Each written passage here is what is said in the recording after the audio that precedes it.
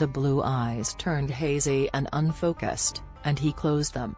The pained grooves of his face began to relax. "Have I thanked you yet?" he asked, "for hauling me out of the ruins?" "No thanks are necessary." "All the same, thank you." Lifting one of her hands, he cradled her palm against his cheek while his eyes remained closed. "My guardian angel," he said, the words beginning to slur. "I don't think I ever had one until now." "If you did," she said, "you probably ran too fast for her to keep up with you."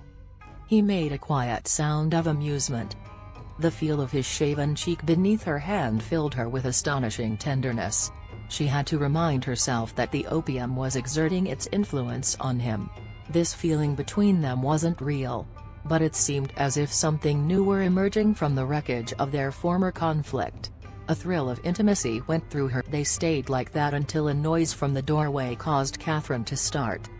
Cam entered the room, glanced at the empty glass, and gave Catherine an approving nod. "Well done," he said. "This will make it easier on Ramsay. And more importantly, on me." "Bugger you," Leo replied mildly, slitting his eyes open as Cam and Maripin went to the bedside. Amelia followed with an armload of clean rags and toweling. Reluctantly, Catherine pulled away from Leo and retreated to the doorway.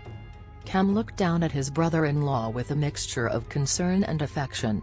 The abundant sunlight from the window slid over the shiny black layers of his hair. "I can take care of this, Frol. But we could send for a Gajo doctor if you prefer." "God, no. Anything he did would be far worse." "No leeches here," Cam replied as he eased the pillows from behind Leo's back. "I'm terrified of them." "Are you?" Amelia asked. "I didn't know that." Cam helped Leo to lower to the mattress. "When I was a boy still living with the tribe, I went wading in a spring-fed pond with a few of the other children. We all came out with leeches attached to our legs. I would say I screamed like a girl, except the girls were much quieter." "Poor Cam," Amelia said, smiling. "Poor Cam?" Leo echoed, sounding indignant. "What about me?" "I'm reluctant to give you too much sympathy," Amelia replied, "in light of my suspicion that you've only done this to get out of the turnip planting." Pulling the bed linens to her brother's waist, Amelia carefully tucked towels beneath his injured shoulder and sighed.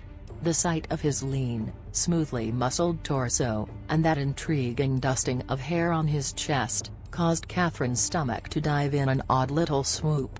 She retreated farther behind the door, not wanting to leave and yet knowing it was improper for her to stay. Cam dropped a kiss atop his wife's head and nudged her away from the bed. "Wait over there, Monisha, we need room to work." He turned to the nearby tray of supplies. Catherine blanched as she heard the rattle of knives and metal implements. "Aren't you going to sacrifice a goat or perform a tribal dance?" Leo asked woozily. "Or at least chant something?" "We did all that downstairs," Cam said. He handed a piece of leather strap to Leo. "Put this between your teeth. And try not to make before I put this in my mouth," Leo said. "You might tell me the last place it's been." He paused. "On second thought, never mind. I don't want to know." He put the strap between his teeth, then removed it temporarily to add, "I'd rather you didn't amputate anything." "If we do," Maripin said, swabbing carefully around the injured shoulder, "it won't be intentional." "Ready, Frol?" she heard Cam ask gently. "Hold him still, Maripin." "All right. On the count of 3. Amelia joined Catherine in the hallway, her face tense. She wrapped her arms around her middle.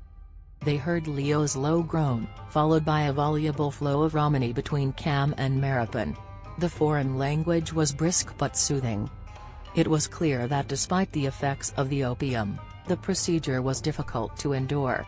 Every time Catherine heard a grunt or pained sound coming from Leo, she tensed all over and knotted her torn fingers together.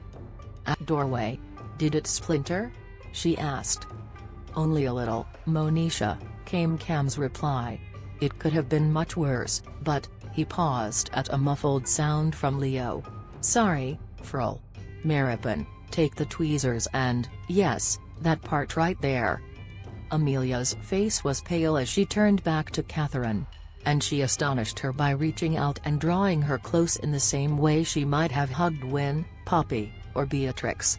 Catherine stiffened a little, not in aversion but awkwardness. "I'm so glad you weren't harmed, Catherine," Amelia said. "Thank you for taking care of Lord Ramsay." Catherine nodded slightly. Drawing back, Amelia smiled at her. "I hope so," Catherine said soberly. "I hope this isn't a result of the Ramsay curse. I don't believe in curses, or spells, or anything of the sort. The only curse my brother faces is self-imposed." You mean because of his grief over Laura Dillard?" Amelia's blue eyes turned round. "He talked to you about her?" Catherine nodded. Amelia seemed caught off guard. Taking Catherine's arm, she drew her further along the hallway, where there was less risk of being overheard. "What did he say?" "That she liked to watercolor," Catherine replied hesitantly. "That they were betrothed, and then she caught the scarlet fever, and died in his arms. And that she haunted him for it." Amelia was silent for a good half-minute. "I think it might be," she said with remarkable calmness. "I wouldn't admit that to many people, it makes me sound like a lunatic." A wry smile crossed her lips. "However, you've lived with the Hathaways long enough to know of a certainty that we are indeed a pack of lunatics." She paused. "Catherine." "Yes?" "My brother never discusses Laura Dillard with anyone. Ever." Catherine blinked. "He was in pain. He'd lost blood." "I don't think that is why he confided in you." "What other reason could there have been?" Catherine asked with difficulty. It must have shown in her face how much she dreaded the answer. Amelia stared at her closely, and then shrugged with a rueful smile. "I've already said too much. Forgive me. It's only that I desire my brother's happiness so greatly. I assure you, ma'am, one has nothing to do with the other." "Of course," Amelia murmured, and went back to the doorway to wait. Chapter 9. After the wound had been cleaned and bandaged, Leo was left grey-faced and exhausted. He slept for the rest of the day, waking occasionally to find broth or fever tea being poured down his throat. The family was merciless in their efforts to take care of him. As he had expected, the opiates sent him into nightmares, filled with creatures rising from the earth to claw and pull at him, tugging him down below the surface where red glowing eyes blinked at him in the dark. Trapped in a narcotic daze, Leo couldn't fully awaken from the dreams, only struggled in the heat and misery, and subsided into more hallucinations. The only respite was when a cool cloth was applied to his forehead, and a gentle, comforting presence hovered beside him. "Shh. Hot," he said with an aching sigh. "Lie still." He was vaguely aware of 2 or 3 other times when the cloth was changed, mercifully coolness applied to his brow, a light hand curving against his cheek. When he awoke in the morning, he was tired, feverish, and in the grip of a profound gloom. It was the usual aftermath of opium, of course, but the knowledge hardly helped to alleviate the overwhelming dreariness. "You have a mild fever," Cam told him in the morning. "You'll need to drink more yarrow tea to bring it down. But there's no sign of festering. Rest today, and I expect you'll feel much better by tomorrow." "That tea tastes like ditch water," Leo muttered. "And I'm not going to stay in bed all day." Cam looked sympathetic. "I understand, Frol. You don't feel ill enough to rest, but you're not well enough to do anything. I'm going downstairs for a proper breakfast." "Breakfast is done. They've already cleared the sideboard." Leo scowled and rubbed his face, wincing at the fiery pull of his shoulder. "Have Maripin came up here. I want to talk to him." "He is out with the tenants, drilling turnip seed." "Where is Amelia?" "Taking care of the baby. He's teething." "What about Win?" "She's with the housekeeper, taking inventory and ordering supplies. Beatrix is carrying baskets to elderly cottagers in town. And I have to visit a tenant who's 2 months lacking in his rent. I'm afraid there is no one available to entertain you." Leo greeted this statement with surly silence. And then he brought himself to ask for the person he truly wanted. The person who hadn't bothered to look in on him or ask after his welfare. The last time I saw her, she was busy with needlework. It seems the mending has piled up, and she can do it here. Cam's face was carefully blank. You want Miss Marks to do the mending in your room? Yes, send her up here. I'll ask if she's willing, Cam said, looking doubtful. After Leo had washed and dragged on a dressing robe, he went back to bed. He was sore and infuriatingly unsteady. A housemaid brought a small tray with a solitary piece of toast and a cup of tea. Leo ate his breakfast while staring morosely at the empty doorway. Where was Marks? Had Cam even bothered to tell her that she was wanted? Callous, cold-hearted harpy. And this after she had promised to be responsible for him. She had persuaded him to take the laudanum, and then she had deserted him. Well, Leo didn't want her now. If she decided to appear after all, he would send her away.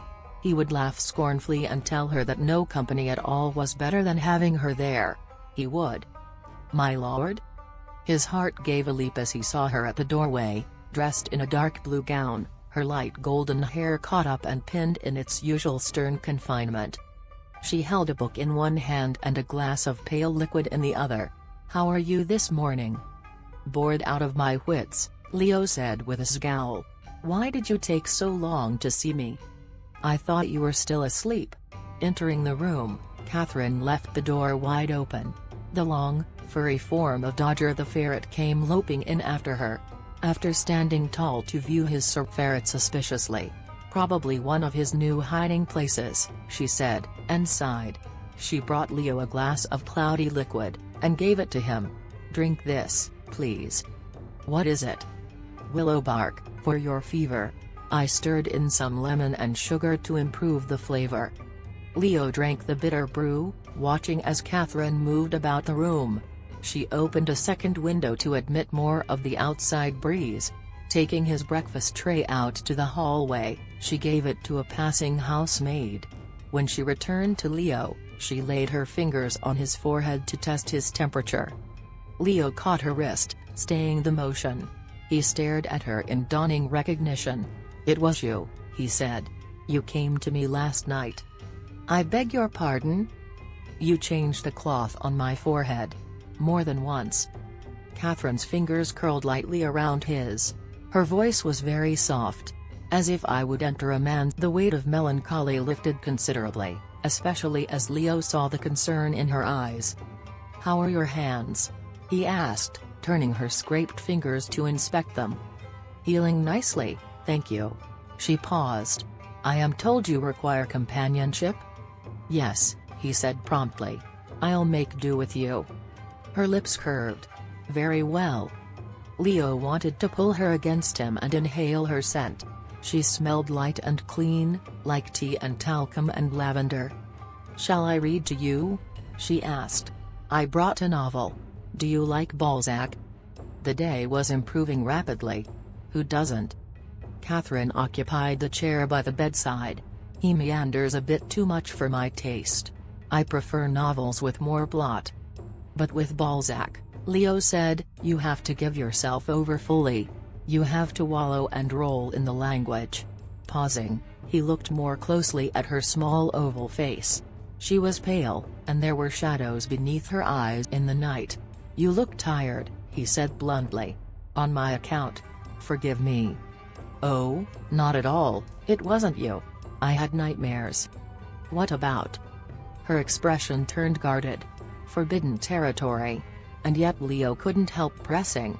Are the nightmares about your past? About whatever situation it was that Rutledge found you in? Drawing in a sharp breath, Catherine stood, looking stunned and slightly ill. Perhaps I should go. No, Leo said quickly, making a staying gesture with his hand. Don't leave. I need company. I'm still suffering the after effects of the laudanum that you convinced me to take. Seeing her continuing hesitation, he added, and I have a fever. A mild one. Hang it, Marks, you're a companion, he said with a scowl. Do your job, will you? She looked indignant for a moment, and then a laugh burst out despite her efforts to hold it in. I'm Beatrix's companion, she said. Not to Leo's surprise, the masterful approach actually worked. Catherine resumed her seat and opened the book to the first page. She used the tip of a forefinger to push her spectacles into place, a meticulous little gesture that he adored. "Un homme d'affaires," she read. "A man of business." Chapter 1. Wait. Catherine glanced at him expectantly. Leo chose his words with care. "Is there any part of your past that you would be willing to discuss?" "For what purpose?" "I'm curious about you." "I don't like to talk about myself." "You see, that's proof of how interesting you are. There's nothing more tedious than people who like to talk about themselves. I'm a perfect example." She looked down at the book as if she were trying very hard to concentrate on the page. But after just a few seconds, she looked up with a grin that seemed to dissolve his spine. "You are." As Leo gazed at her, he felt the same inexplicable flourish of warmth, of happiness, that he'd experienced yesterday, before their mishap at the ruins. "What would you like to know?" Catherine asked. "When did you first learn that you needed spectacles?" "Was 5 or 6. My parents and I lived in Holborn, in a tenement at Portpool Lane. Since girls couldn't go to school at the time, a local woman tried to teach a few of us. She told my mother that I was very good at memorization, but I was slow-witted when it came to reading and writing. One day my mother sent me on an errand to fetch a parcel from the butcher. It was only 2 streets away, but I got lost. Everything was a blur. I was found wandering and crying a few streets away, until finally someone led me to the butcher's shop." A smile curved her lips. What a kind man he was. "When I told him I didn't think I could find my way home, he said he had I couldn't believe how the world looked. Magical. I could see the pattern of bricks on walls, and birds in the air, and even the weave of the butcher's apron. That was my problem," he said. "I just hadn't been able to see. And ever since then I've worn spectacles." "Were your parents relieved to discover their daughter wasn't slow-witted after all?" "Quite the opposite. They argued for days about which side of the family my weak eyes had come from. My mother was quite distressed, as she said spectacles would mar my appearance." "What rot." She looked truthful. "My mother did not possess what one would call a great depth of character. In light of her actions, abandoning a husband and son, running to England with her lover, I wouldn't have expected a surfeit of principles. I thought they were married. When I was considering that," she chewed her lower lip, drawing his attention to the enticing softness of her mouth. "They were attracted to each other in a physical sense," she admitted. "But that's not love, is it?" "No," he said softly. "What happened to your father?" "I'd rather not discuss that." "After all I've confided in you?" He gave her a chiding glance. "Be fair, Marks. It can't be any more difficult for you than it was for me." "All right."